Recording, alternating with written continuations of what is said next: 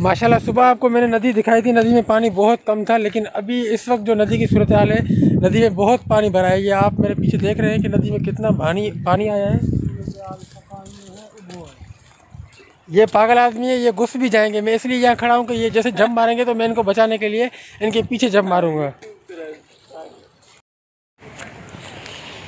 नदी में पानी बहुत अवर हो चुका है, बहुत। ये सामने आप देखें, पहाड़ देखें, पहाड़ों से पानी लग रहा है, लेकिन ये फिर भी कम है, बहुत कम है। ये तकरीबन जो है ना पानी इस वक्त अभी भी 8 से 9 फीट हो सकता है पानी, मेरी नॉलेज के मुताबिक। अभी मैं आपको आगे चलकर दिखाता हूँ कि इसमें पानी बहुत ज़्यादा आया हुआ है। सुबह इसमें पानी बहुत कम था क्योंकि उसमें गटर भी था, लेकिन अभी इस वक्त पानी बहुत ज़्यादा है इसमें। अभी इसमें कोई नहा नहीं रहा है क्योंकि पानी में प्रेशर भी बहुत है, ये पानी खींच लेता है। इसमें काफ़ी सारे लोग पहले भी हमारे गोट के जो है ना डूब चुके हैं।